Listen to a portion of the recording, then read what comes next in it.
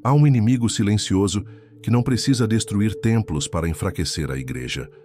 Ele prefere vestir a máscara de piedade, entrar sorrateiro pelos corredores da religião e sentar-se em cadeiras de honra. Esse inimigo é o demônio da corrupção espiritual.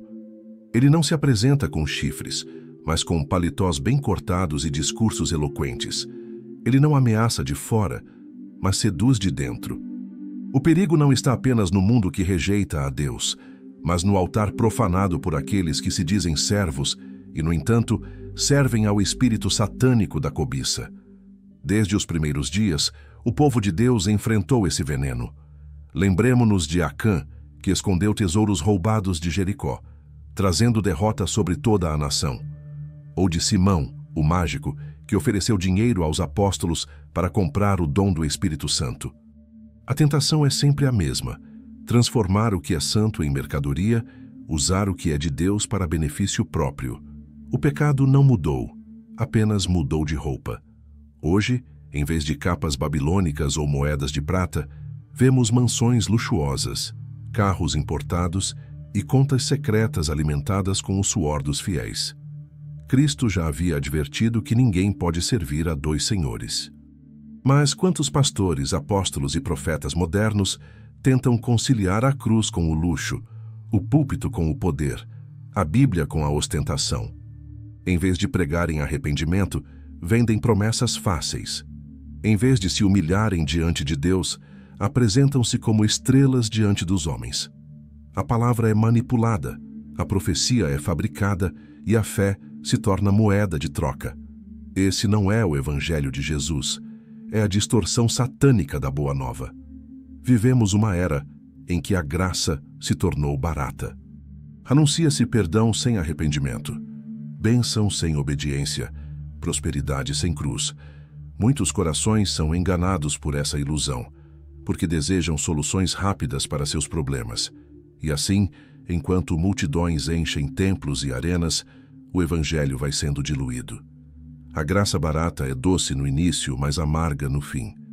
Ela adormece, mas não transforma. Promete vida, mas conduz à morte. A dor mais profunda é ver como essa corrupção espiritual destrói vidas. Famílias inteiras entregam ofertas, acreditando em curas milagrosas que nunca chegam. Viúvas doam o pouco que têm para manter obras missionárias que, na prática, sustentam luxos privados. Jovens são levados a acreditar em esquemas financeiros que misturam fé com pirâmides de investimento, terminando em falência e vergonha. Cada vez que isso acontece, não é apenas um indivíduo que sofre, é o testemunho do Evangelho que é manchado diante do mundo. E o mundo observa. Jornais e noticiários estampam escândalos de enriquecimento ilícito em nome de Deus. Políticos e inimigos da fé aproveitam para zombar, perguntando onde está a diferença da igreja em relação às estruturas corrompidas deste mundo. Muitos descrentes usam esses exemplos como justificativa para rejeitar a fé por completo. A blasfêmia não é apenas contra os líderes corruptos, mas contra o próprio nome de Cristo, que é desonrado por causa de seus falsos servos. Diante disso, há quem prefira se calar. Alguns dizem que não cabe julgar, outros alegam que não devemos expor a igreja. Mas o silêncio é cúmplice. Foi o silêncio que permitiu a Hitler transformar igrejas inteiras em instrumentos de propaganda. Foi o silêncio que fez com que muitos líderes bendissessem o mal em nome da preservação de suas instituições. E ainda hoje, é o silêncio que fortalece o espírito satânico da corrupção dentro do povo de Deus. Quem vê ovelhas sendo devoradas e não grita, participa do banquete do lobo. O chamado de Cristo não é para uma fé confortável, mas para uma fé custosa. A graça verdadeira custa tudo. Custou a vida do Filho de Deus e custará a nossa vida inteira.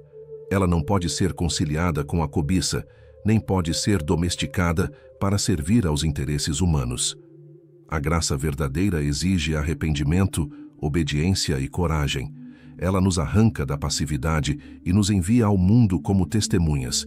E testemunhar significa viver e, se necessário, morrer pela verdade.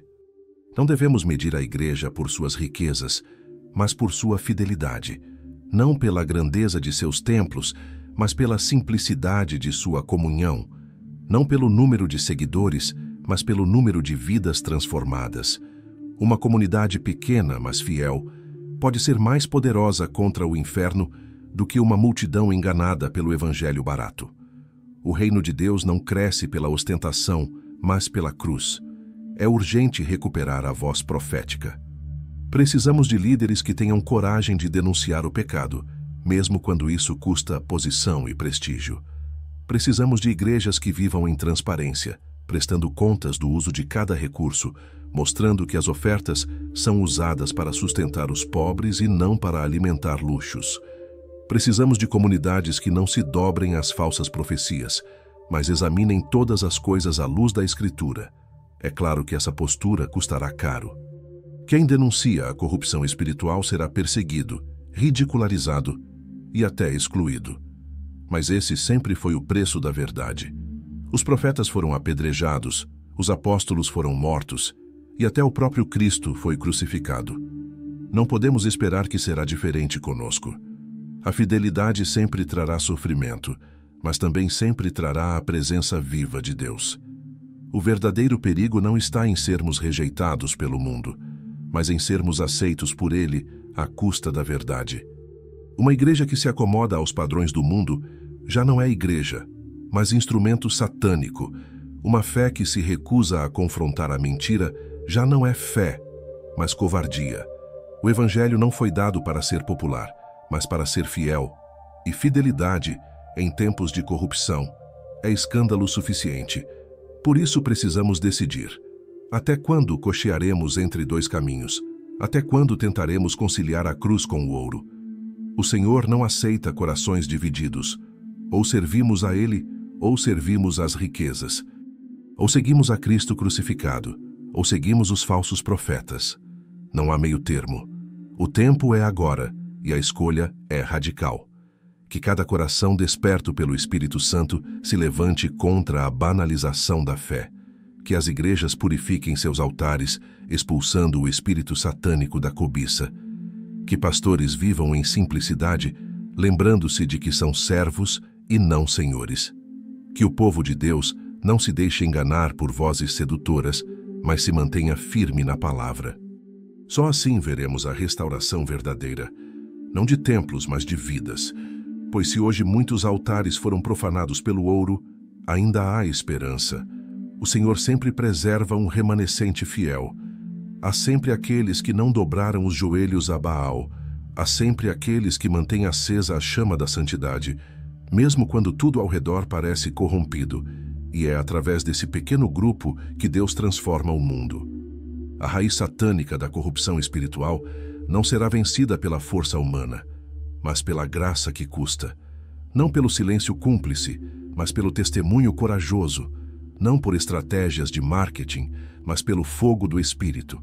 O chamado é claro: viver em fidelidade, mesmo quando todos ao redor escolhem o caminho fácil da mentira. Há um perigo que ronda o povo de Deus desde os tempos antigos. É o mesmo demônio que sussurrou a Acã no meio do acampamento de Israel, levando-o a esconder o ouro e a capa babilônica debaixo da tenda.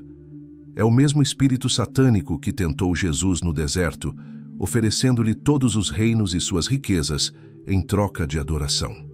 E ainda hoje, disfarçado de piedade, esse demônio se instala nos púlpitos, travestido de pastor, apóstolo ou profeta, mas na verdade age como lobo faminto. Tenho visto com dor como muitos que se dizem líderes espirituais transformaram o altar em mercado. O dízimo, que deveria ser ato de fé e devoção, tornou-se instrumento de enriquecimento ilícito. Falsos pastores, servos de Mamom, abriram cofres escondidos onde guardam o suor do povo simples. Mansões foram erguidas sobre o sacrifício de viúvas, carros importados comprados com o pão de famílias pobres, festas de luxo regadas ao dinheiro que deveria sustentar missões e socorrer os necessitados. Um exemplo recente ecoa como denúncia profética. Em Sergipe, o que deveria ser missão para povos africanos virou negócio privado. Em nome de uma obra chamada Reviver, Recursos eram levantados para sustentar missionários no Togo, no Benin, em Burkina Faso. Mas, em vez disso, o que se viu foi o crescimento assombroso do patrimônio de um pastor, multiplicado em quase 6.000% em poucos anos. De missões restaram migalhas. Doações viraram jantares caros, viagens luxuosas, casas em condomínios fechados. O rebanho confiava, mas o lobo se banquetava. Outro escândalo nasceu no coração do Distrito Federal, quando pastores da chamada Igreja da Prosperidade desviaram milhões dos cofres. O dízimo, que deveria ser consagrado ao Senhor, foi parar em imóveis de luxo. Não foram demônios invisíveis que fizeram isso, mas homens que se deixaram seduzir pelo espírito satânico do poder e do dinheiro. E enquanto as ovelhas eram ensinadas a dar até o último centavo, seus líderes escondiam as notas em cofres de ferro, vivendo em abundância ilícita.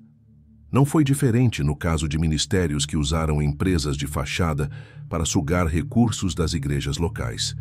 Contratos falsos, notas infladas, movimentações milionárias. Tudo em nome de Jesus, mas na prática transformando o sagrado em mercadoria. O mesmo templo onde os fiéis dobravam os joelhos para clamar por cura e salvação era também o lugar onde o dinheiro escorria pelas mãos de líderes corrompidos. Lembro ainda de igrejas envolvidas com esquemas de pirâmide financeira, onde a promessa de milagre virou isca satânica. Pastores ofereciam bênçãos financeiras em troca de investimentos em moedas digitais. Prometiam prosperidade em nome do Senhor, mas o resultado era falência e vergonha.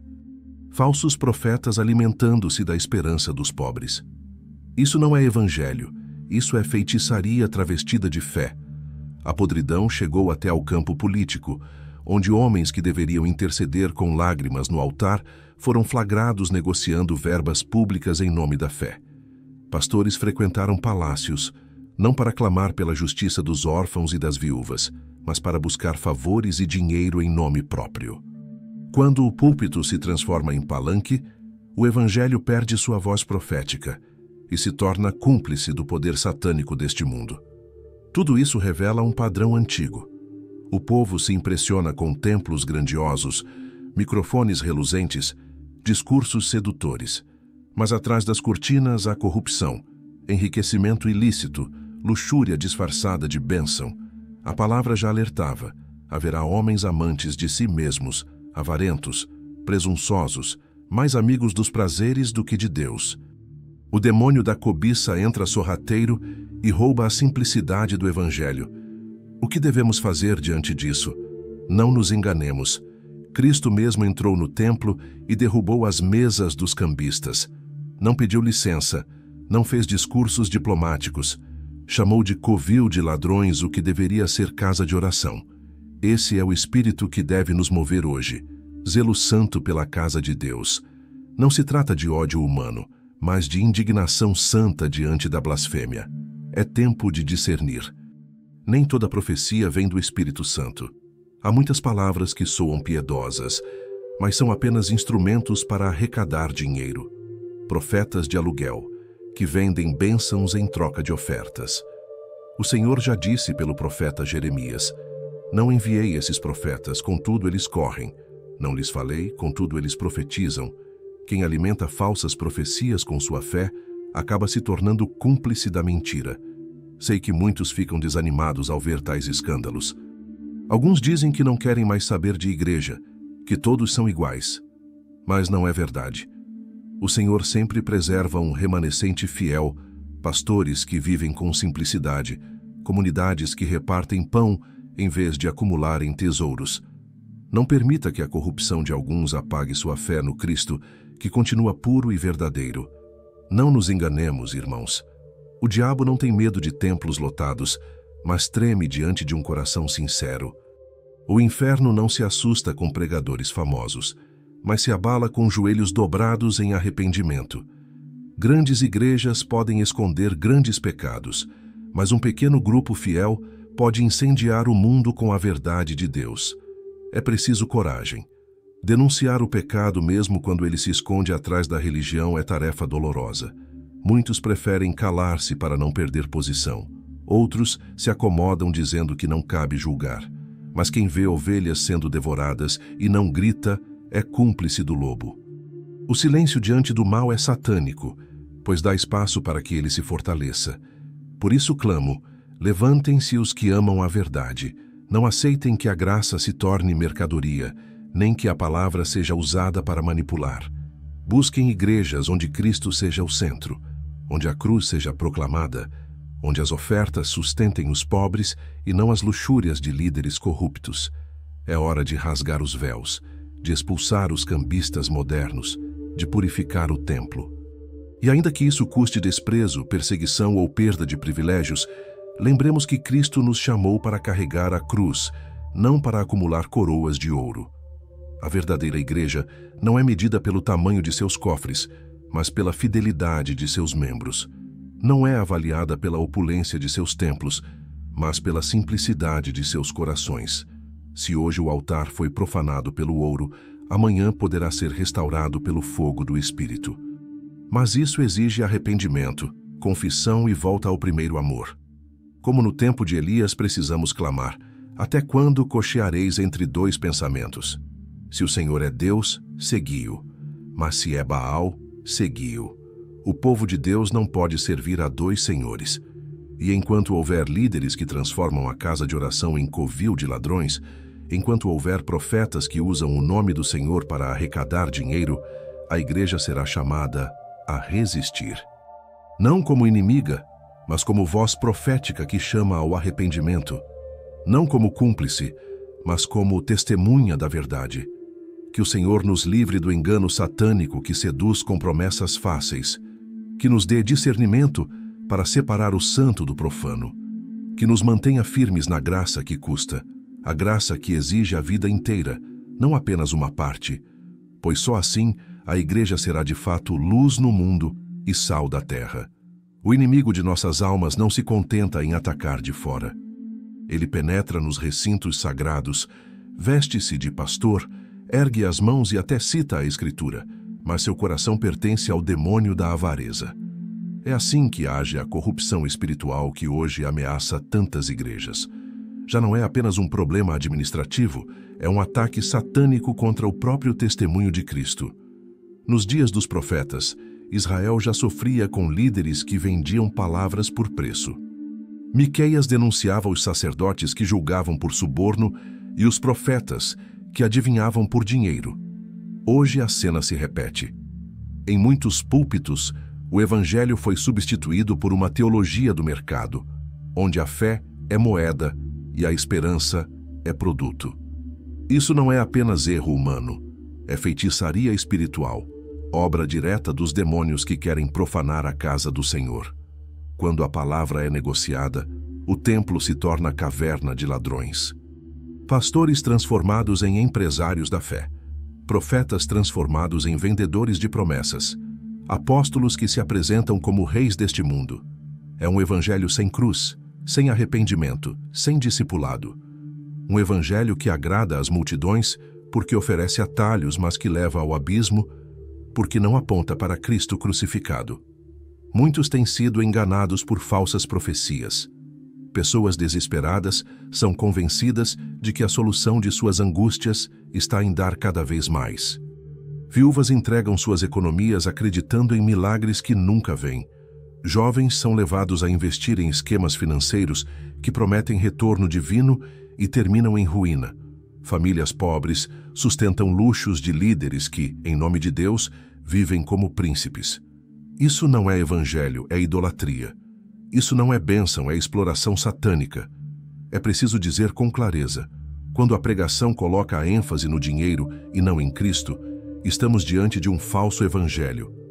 Quando o púlpito se torna plataforma de enriquecimento, já não é altar, é palco. Quando o dízimo serve mais para manter festas privadas do que para socorrer os necessitados, o fogo do juízo se aproxima. A Bíblia declara que o amor ao dinheiro é raiz de todos os males. E esse amor, quando travestido de espiritualidade, se torna ainda mais destrutivo. Não é de se estranhar que muitos escândalos tenham vindo à tona. Pastores investigados por desviar milhões, líderes flagrados em esquemas de lavagem, comunidades inteiras usadas como fachada para negócios escusos. O que deveria ser sinal do reino se torna motivo de escárnio. O mundo olha e pergunta: onde está a diferença? Onde está a santidade? E nós, como igreja, precisamos ter coragem de responder. Não é Cristo quem falhou, são homens que se venderam ao inimigo. Por isso não devemos calar. O silêncio diante do pecado é cumplicidade. Quando nos acostumamos com a corrupção espiritual, acabamos aceitando que o templo seja controlado por demônios. É hora de levantar a voz. Não para acusar por ódio, mas para chamar ao arrependimento. Não para destruir pessoas, mas para libertar o povo do engano. A verdade não é popular, mas é necessária. E aquele que não suporta a verdade já foi seduzido pelo espírito satânico da mentira. A igreja verdadeira não pode ser medida por cofres cheios, mas por corações quebrantados. Não é a ostentação de templos luxuosos que mostra a glória de Deus, mas a vida simples de uma comunidade que reparte o pão. Os demônios tremem diante da santidade, não diante de palácios religiosos. Satanás não teme campanhas milionárias, mas teme uma igreja que dobra os joelhos em secreto. Lembremos que Cristo não ofereceu riquezas, ofereceu cruz. Ele não prometeu conforto, mas perseguição. Não chamou a buscar luxo, mas a negar a si mesmo. O verdadeiro evangelho continua sendo escândalo para o mundo e loucura para os que perecem. Mas para nós é poder de Deus, capaz de transformar ladrões em santos, corruptos em servos, enganadores em testemunhas. Diante disso, cada um precisa decidir: a quem servirá? Ao Cristo da cruz ou ao evangelho satânico da prosperidade sem arrependimento? A verdade que liberta ou a mentira que escraviza? Não há como servir a dois senhores. Não há como beber do cálice do Senhor e do cálice dos demônios. Chegou a hora de escolher, e a escolha precisa ser radical. E se você sente em seu coração a indignação santa contra essa corrupção espiritual, não fique neutro. Torne sua vida testemunho vivo de que ainda existe igreja fiel. Sustente ministérios sérios, busque líderes que vivem em simplicidade, seja parte do remanescente que não dobra os joelhos a Baal. O reino não se constrói com discursos bonitos, mas com vidas inteiras entregues ao Senhor. O chamado é claro. Volte ao primeiro amor. Arrependa-se do comodismo. Resista ao evangelho barato. O demônio da cobiça ruge, mas maior é aquele que está em nós. O espírito satânico da mentira engana, mas o Espírito Santo guia em toda a verdade. Escolha hoje ser templo vivo e não cúmplice da corrupção. Agora, se esta palavra ardeu em você e trouxe discernimento, faça dela uma decisão prática. Inscreva-se aqui. Caminhe conosco nesta batalha espiritual. Fortaleça-se com a verdade e apoie este trabalho com o valor que o Senhor colocar em seu coração. E escreva nos comentários uma palavra de compromisso que seja oração e pacto diante de Deus. Escreva santidade. Essa será a sua declaração pública de que não aceita o falso evangelho e que quer viver na verdade que liberta.